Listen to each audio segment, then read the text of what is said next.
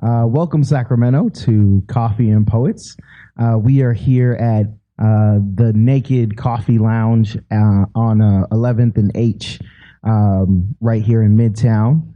Coffee and Poets is produced by Ensa'a, and we're also streaming on Facebook Live right now, and that's super exciting. We're sitting here with a good friend of mine, Maafa, the poet. Why don't you kick us off a little piece and introduce yourself to the world? Cool. I remember what I was. A smoldering boulder, golden and smoking, set ablaze in amazement unashamed. I embraced the pain in being a fire. Admired for being awake and alive, ignited inside like a lighter outside, making some inspired and others perspire. I'd met the Messiah, the sun from which all fires are founded, and he sparked something in me. He said, "It's written on ancient tablets that with a touch I kindle fires. I take those affected by Adam's apple and give them windows of opportunity. To those who I owe estuaries of turmoil, I save from deletion, edit their views, insert a format to align them right, and give them a tool to fire in this cold war. It's a cold world.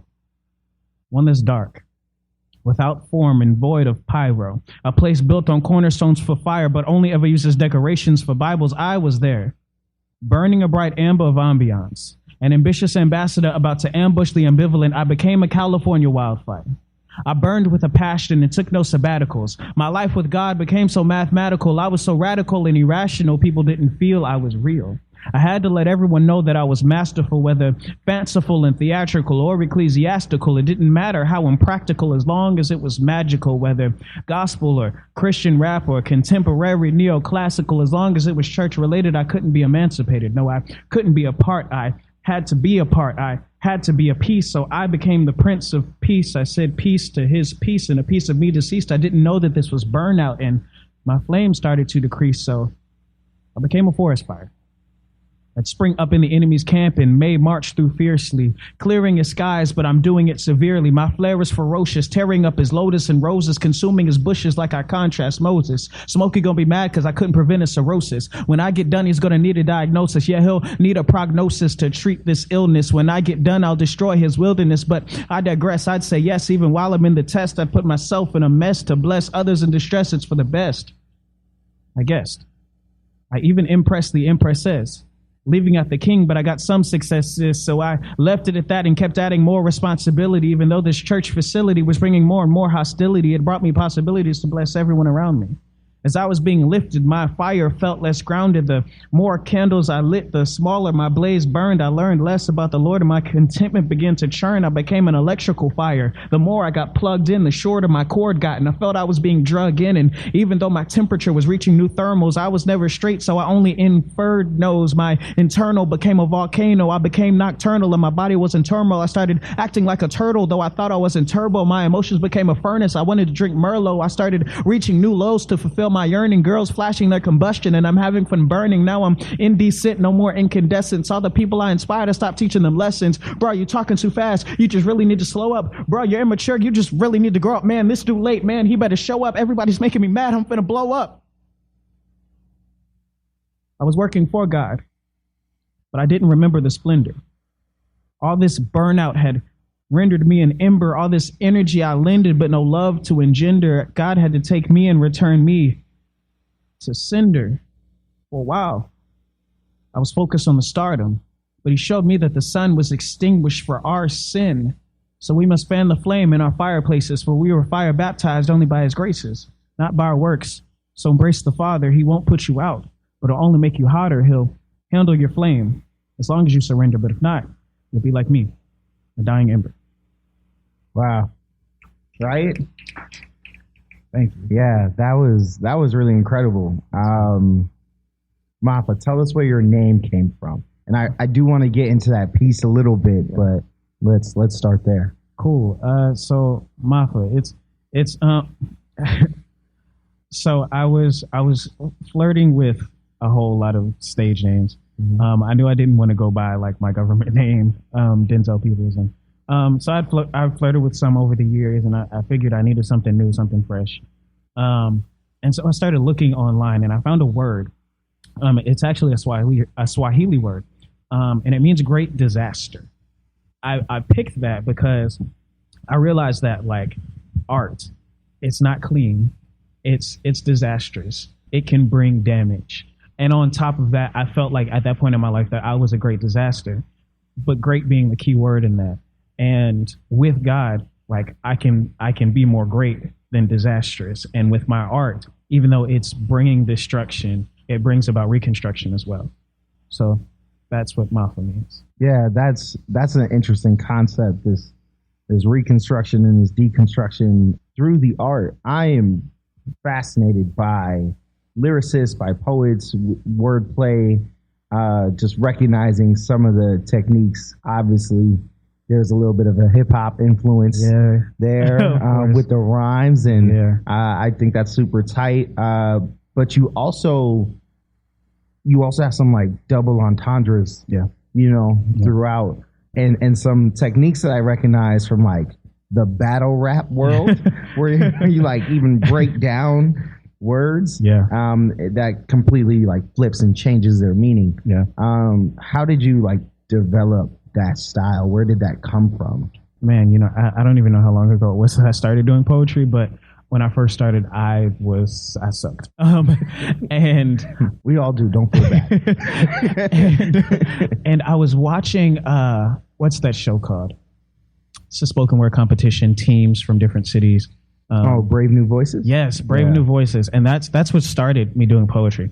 I had a mentor who introduced me to it, and he was like, I think you'd be great doing this. And I was like, I've never done this before in my life. And he gave me a book and a pen, and I started from there, and I just started, of course, looking at different styles. I mean, I was already a lover of hip hop, but just like listening to the poetry, listening to spoken word, listening to raps.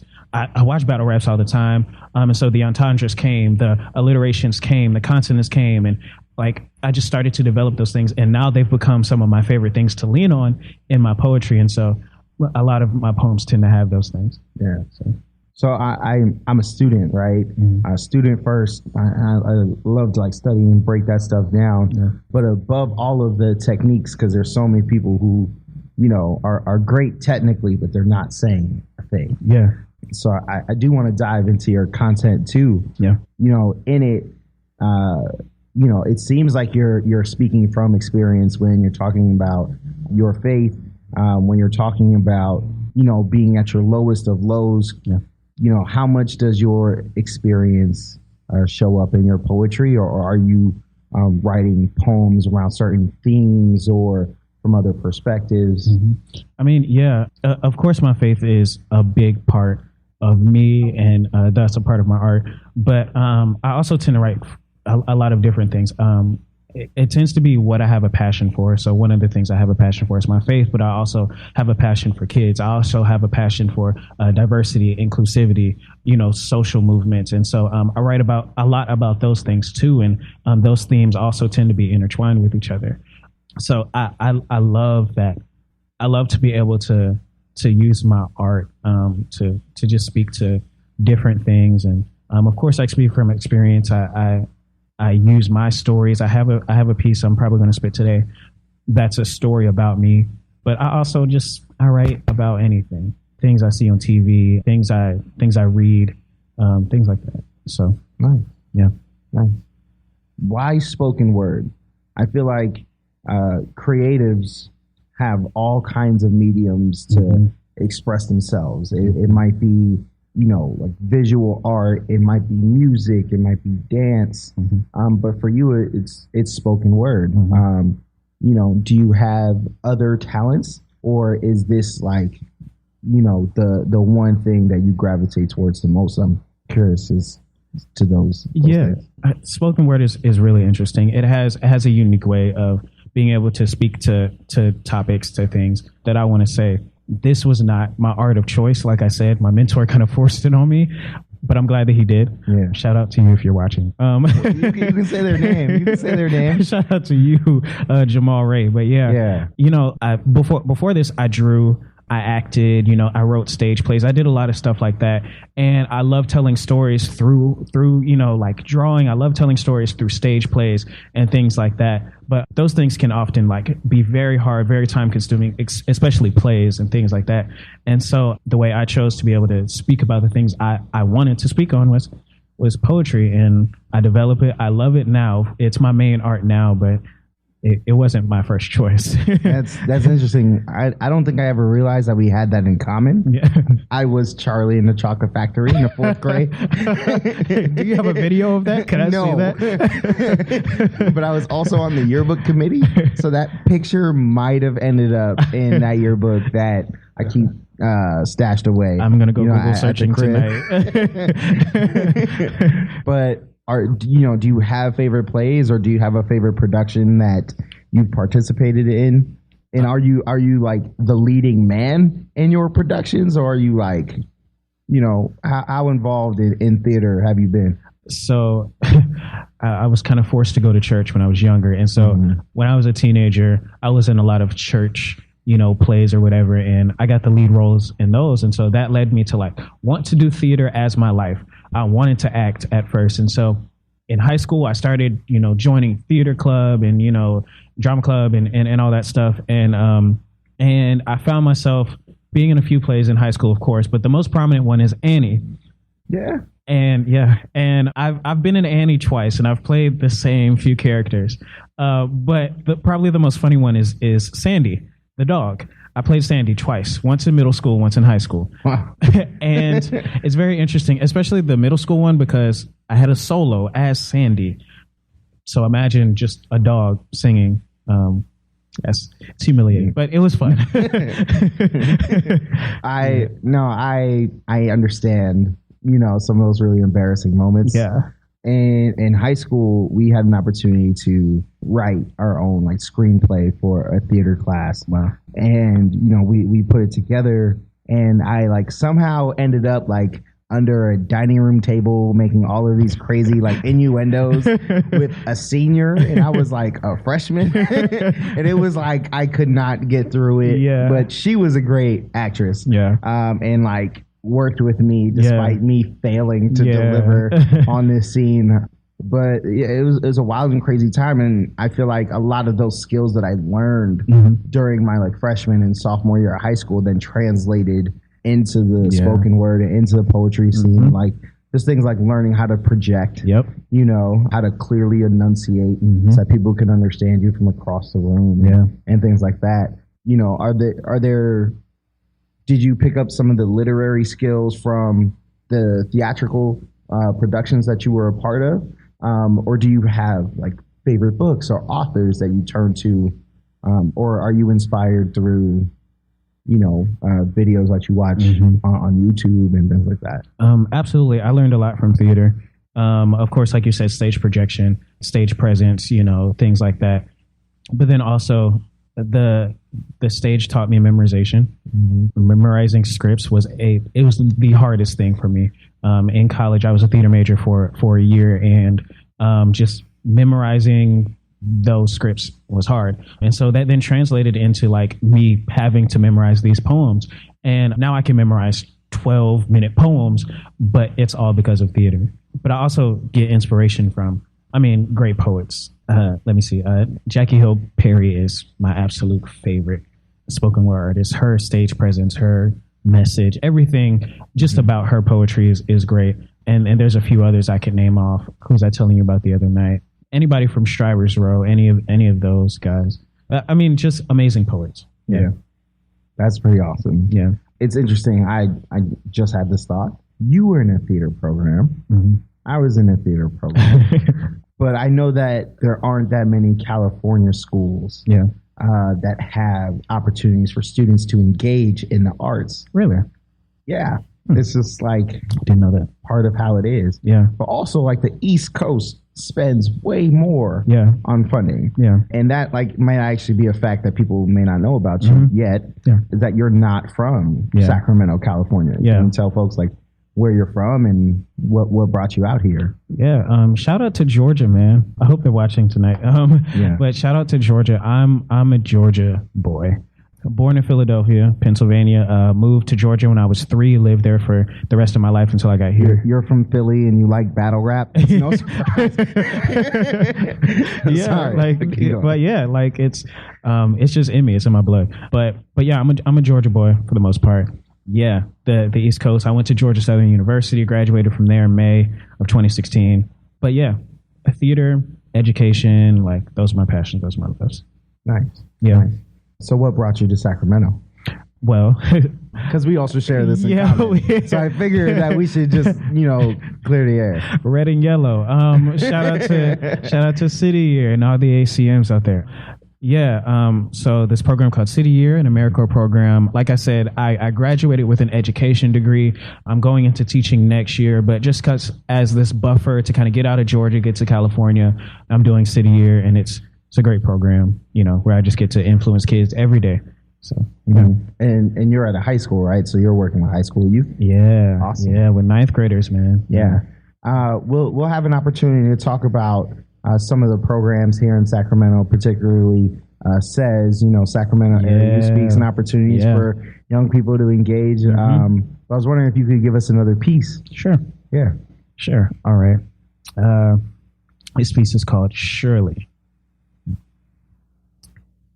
I never would have believed you if you had told me that one day you could flip through the pages of the autobiography of God, searching the scriptures for assurance and solace, seeking sanity and stability from a sovereign Savior, and in that, you found a quote from me. It's mind-blowing. That blowing through God's mind and his story of his social studies on this globe included a soldier that wasn't even on his side of the world war, that for the rest of time, I'd be known for my role and not my name. But what's crazier than me being in this text is the type that he chose for his bestseller. I mean, we believed in Hercules. So it wasn't so much how God could be man, but how God could be this man. I mean, if the guy we booked is the Word made flesh, he must be a booklet because he was so small. He wasn't God-like.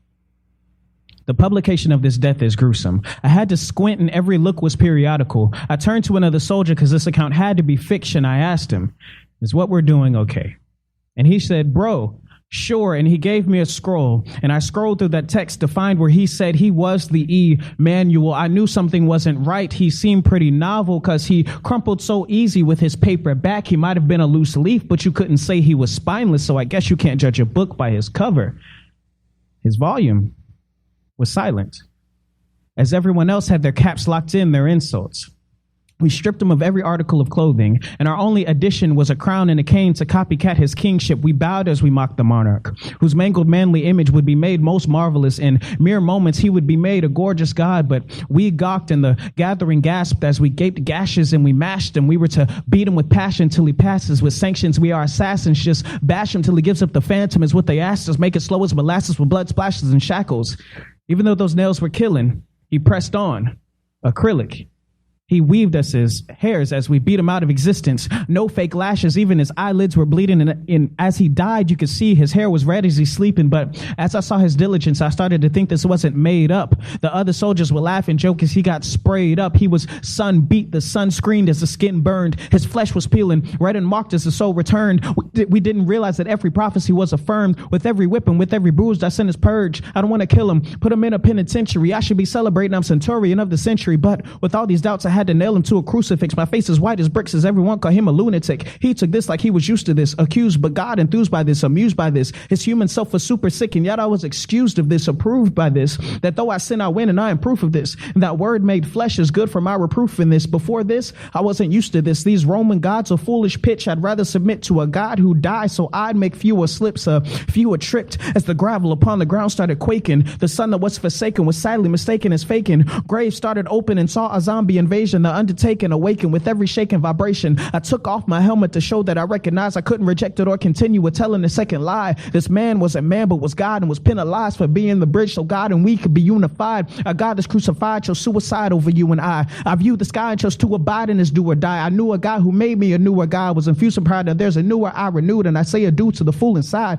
My foolish eyes that tricked me the entire time, thinking that theology teeters on thinkers' minds. There can't be two truths. It's time that we realign. Nothing intertwined or redefine because this man is divine. They told me to take a spear and puncture him in the side to prove people slayed omnipotent power before their eyes. Pontius Pilate's partner predicted the fire they would find if they didn't free the followers who'd fallen for others' crimes. The tarp in the temple was torn in two. The light from the sun was gone. Surely this man is the Son of God, and surely we all were wrong. Surely. Wow. Snaps. I'm just snapping. Can you talk about that piece? Absolutely. Because you're speaking about the piece. You're speaking that piece from the perspective of a centurion. Yes. Right. Mm-hmm. And that's one of the like Roman guards that were assigned, right? Yeah. To people who were being crucified. So can you talk a little bit more about like where that piece comes from and so it's hard doing pieces that are like pulled straight from the Bible, because especially with this one, because it wasn't intended to be a religious piece in the sense of like I'm trying to convert people, I'm trying to bring people, I was just trying to tell the story. I found the story very interesting. In the Gospels, there is a particular centurion soldier who, through the crucifixion, realized that Jesus was telling the truth. Everything that he said was true. And so he goes through this transformation and realizes that, hey, this is the Son of God. And so I tried to jump into his mind and write this piece based on like, okay, I've believed this one belief system my entire life. I've believed in these Roman gods and, all these things. And now my mind is changing throughout this piece. You're seeing my mind change. You're seeing like, oh, at the beginning, he's making fun of like, this can't be God. Look at him. He's puny. Hercules is half God and half man. And he looks totally different than Jesus does. But then towards the end, you see him confessing that Jesus is God.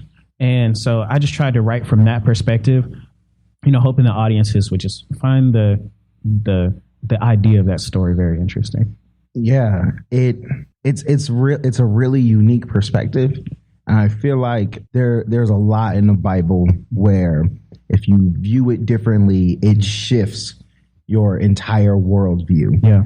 My grandmother was a minister, and I was raised, Catholic.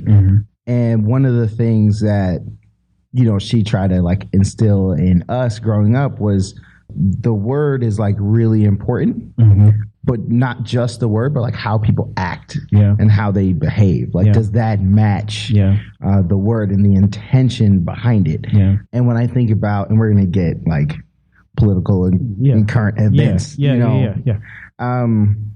when I see religion misused today, doesn't matter which religion, right? But when I see it misused, I always think,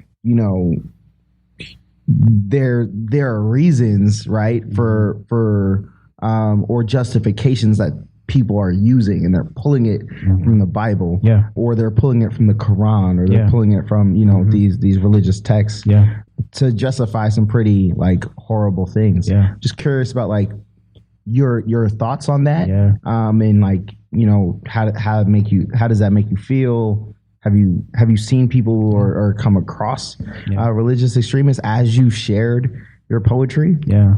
This is a topic I love to talk on, so I'm going to try not to ramble. But I think that I walk a very middle ground line when it comes to life. I mean, I'm a male, so there's certain privileges that come with that, but I'm also Black, and so there's certain things that come with being Black too.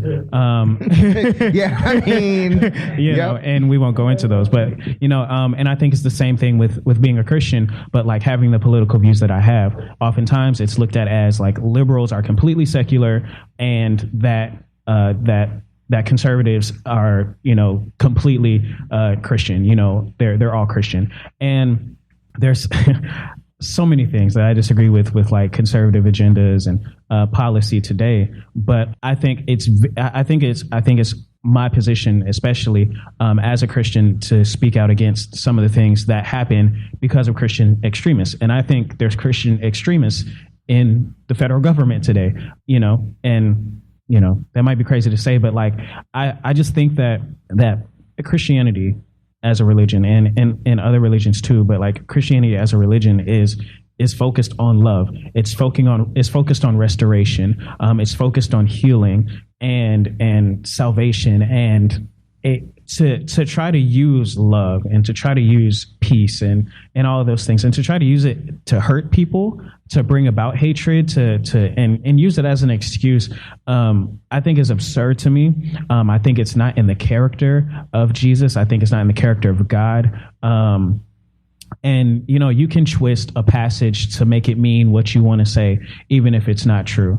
And so that's why it's my goal as a Christian to make sure I look at texts deeply. I look at their historical significance, what they mean, to make sure that like I'm watching my life and my doctrine to make sure that I'm not hurting people.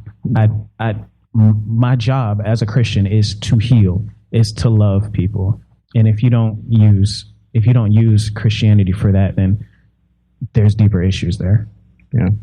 And it's really interesting, right? Because I feel like, and there are a couple of like specifics that I do want to get into, but when we talk about conservatives and then their use of religion, mm-hmm. I think it gets to be really interesting. And this isn't all conservatives, right? Like I don't want to like make this like super blanket statement. Yeah. But this particular group that I'm talking about, mm-hmm. Are those folks who, would be considered, the extremes. Right.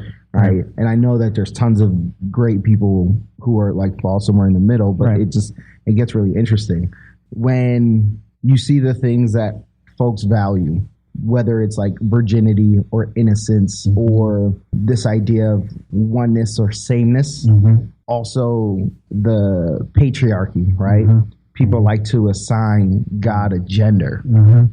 Mm-hmm. But how do you, I don't know how that's possible. Yeah. I know like might help us make better sense of, just the concept and how expansive that can be. Yeah. But it's a popular thing in hip hop, right? You'll hear Common, you'll hear a couple other folks like, what if God was a her, or mm-hmm. they'll refer to God as a she. What are your thoughts on that? When people try to like reverse the roles, when they're talking about God mm-hmm. and feminism, or God in this patriarchal society. Yeah, I think when we look at especially Old Testament text, you get a patriarchal society. That's how government was set up, and so you get biblical writers who write God as a he. Does God have the anatomical parts of a man? No.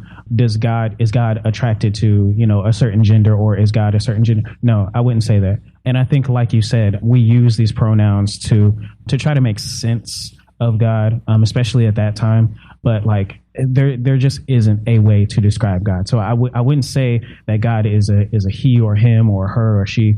And you know what? Artists are expressive and they express the way that they do. So I mean, like, honestly, like, God is love, God is peace. There are scriptures in the text that like refer to God as, in like parables and things like that, as like a he or a man. And then there's some that like there are stereotypically like female things about God, the way in which he loves, the way in which he nurtures us. Like I just think that we can't assign God a gender. Like we can't do that, So when people do it, and it's whatever, man. Yeah. It gets really interesting. There's like this other piece, right? Mm-hmm. Where it's February, it's mm-hmm. Black History Month. Yeah. So we're learning at our school about Black history. Now I'm at Leotata Floyd. It's an elementary school, mm-hmm. and we're trying to show our kids that Black history didn't start with American history. Yeah. Like your history didn't start in slavery. Yeah. So like, we're bringing in guest speakers throughout the month. Mm-hmm. You'll be one of those. Mm-hmm. We still got to pick a day. It'll be great to have you come in. Yeah. This past Friday, we had Dre T come in. Yeah. And, he's a poet, mentor, and educator here in Sacramento, started Foreign Native. Mm-hmm. 2 years ago, he won a trip to Egypt, mm-hmm. and it was completely like backed and funded by the community. He did some fundraising, but community really came around him and that trip. Yeah. And on that journey, he was able to to learn all of this knowledge. He went on an educational tour. He did some like music stuff out there, you know, because he's a dope MC and producer. Yeah. But then he brought back all of these photos of temples and pyramids and all this amazing things in the exhibits up at Soul Collective right now. And will be through the end of February. Yeah. But he came in and he was talking about some of the markings, right? Some of the hieroglyphics and the way that Egyptians told stories, particularly the story of like Heru and Isis and Osiris. Are you familiar with?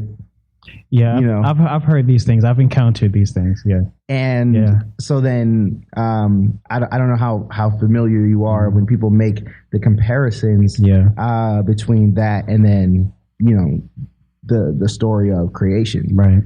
Curious to hear kind of your thoughts on that. Yeah.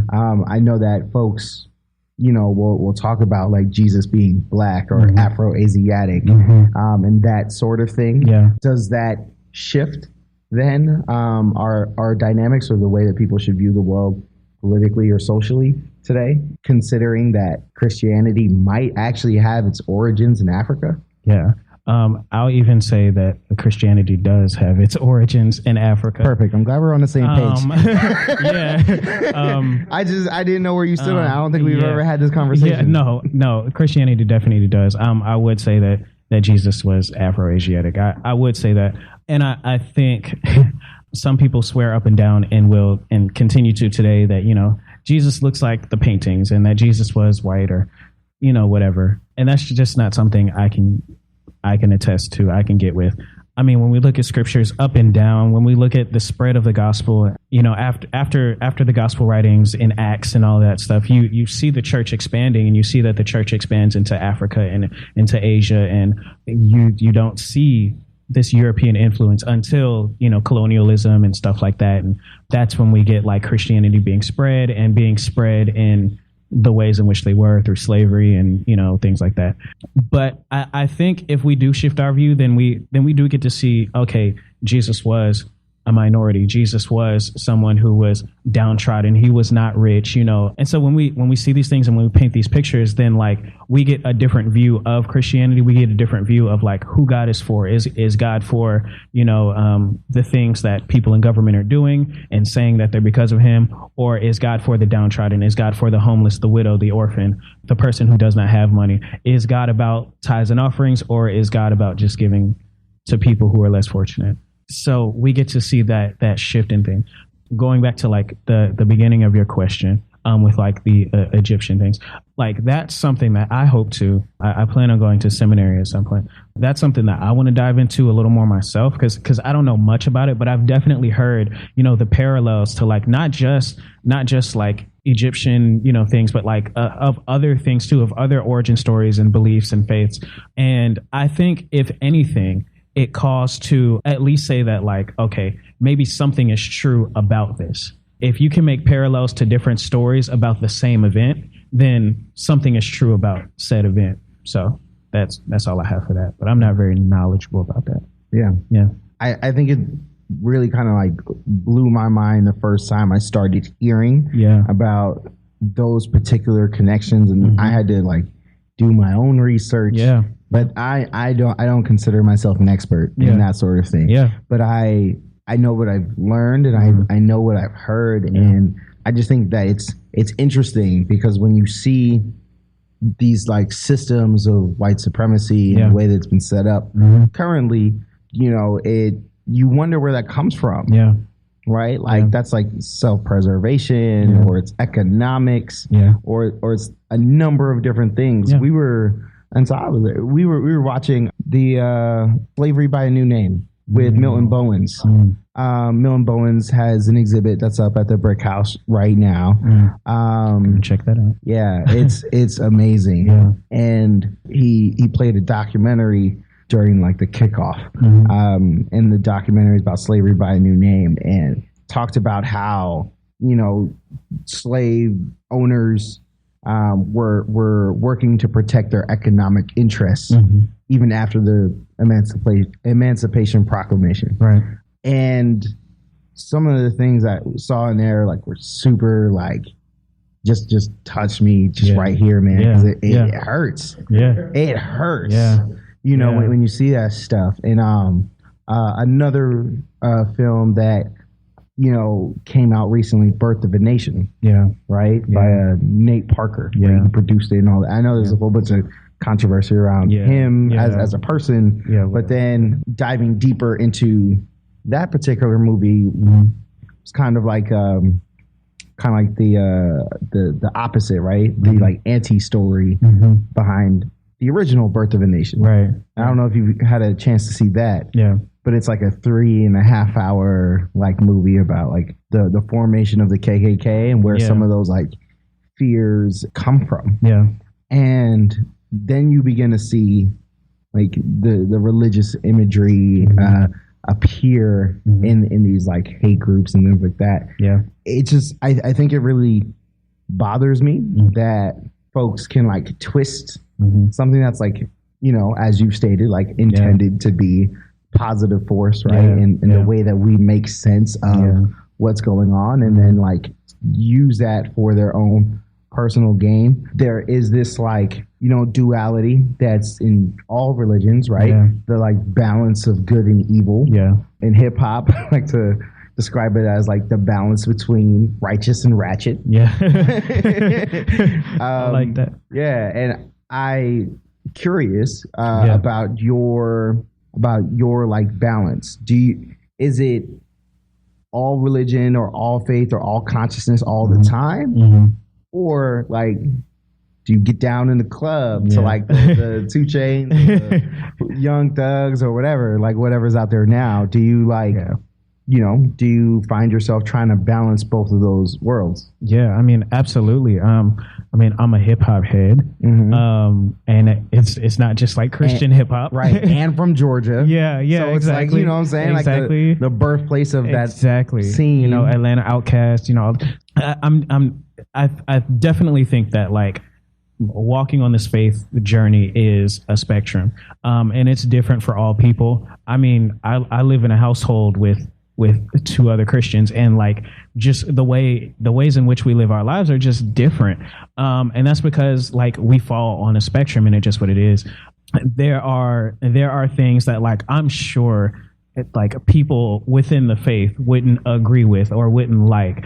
There's topics that are discussed all up and down throughout all the denominations, just about like what we can do and what we can't do. Like, can you get tattoos and blah, blah, blah, blah. And I stand in between all of that. And I try to find the truth in that.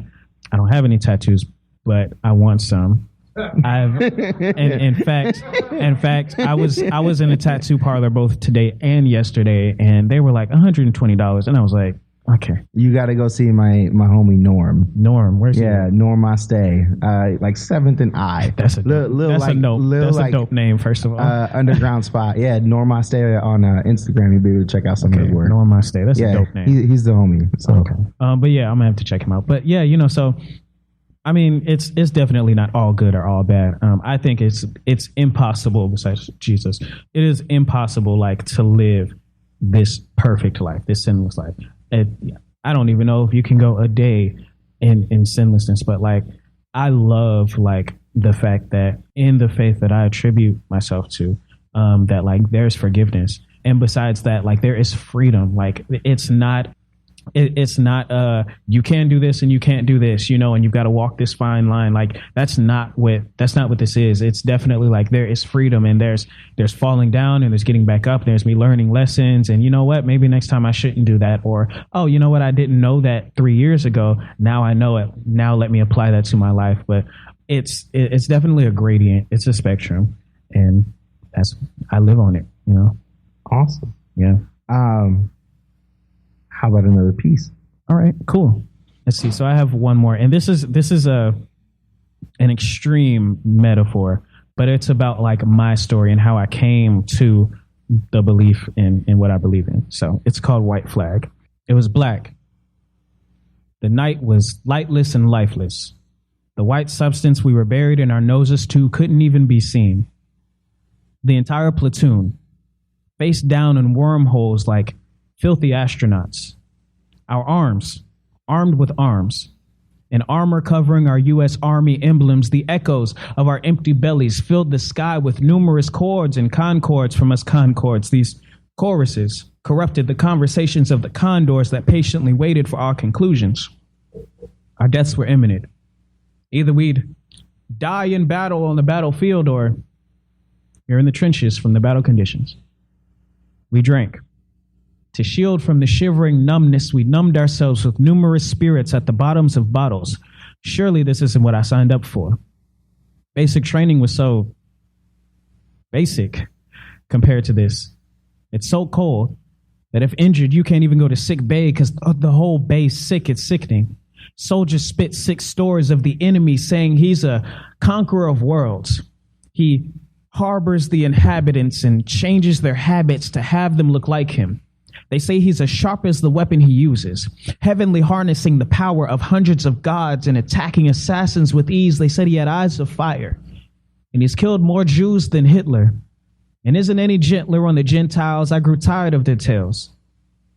Just as I began to drift off, shots began to be consumed and they burned as they hit the chest. Barrels emptied into bodies and we didn't even have time to sober up before the battle begun. I didn't even have time to nap, but oh, they call him Leon, but I was a guerrilla. And just as our force began to lose force, I was forced to go head to head with the head of the enemy's forces with no backup force. I flew into the battlefield like Air Force One. I had on combat boots. He had on sandals. It wasn't hard to hunt for them. It wasn't hard to find him at the heart of the war. He was flawless, killing camouflage combatants like he could see the hellfire that was burning inside of us. It's like he had heat vision goggles, and he wanted to take away the paradox of hellfire and cold, dead bodies and shut up hell by shutting up fire in our bones. It's like he could read our minds because he knew what we were going to do before we did it, like he planned it. It was nothing for this outsider to come in and rock our whole planet. I saw him slay my whole brigade and convert my infantry into men. I saw him pierce hearts with his sword and come down to our level from his high horse, throwing bodies into water, taking spirits off souls and saving souls with his spirit. I saw him do all of this, and I still had to face his face to face, head to head. I thought we'd go neck and neck, but it was just one body against one body. So I gathered the courage to walk up to him, foot by foot, inch by inch, step by step, to alter his life. And I shot him with every weapon I've been equipped with from his enemy. I shot him, but he took it all and threw it into the sea. As technologically prepared as my people thought we were, we still couldn't stand in his presence, so we fell on our faces. Every last one had died already, but me. I was the last of my kind.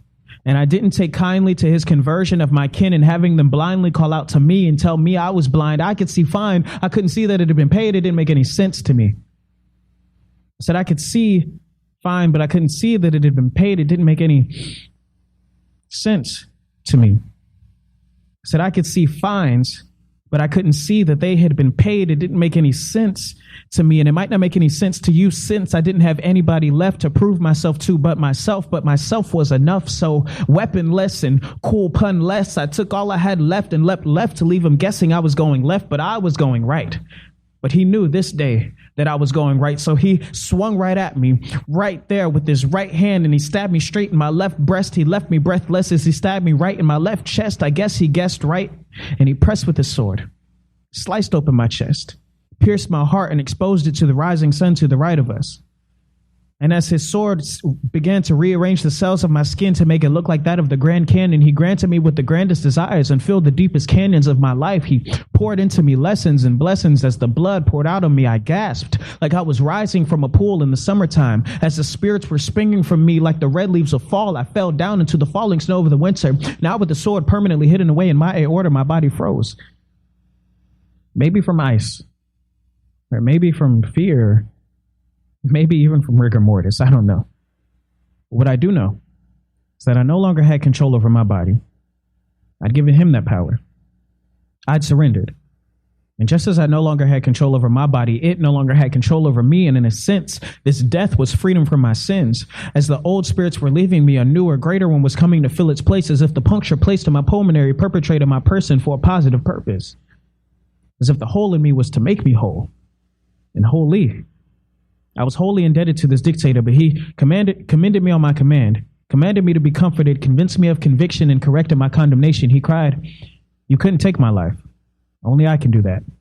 And with your surrender, my work here is done. It is finished." And it was.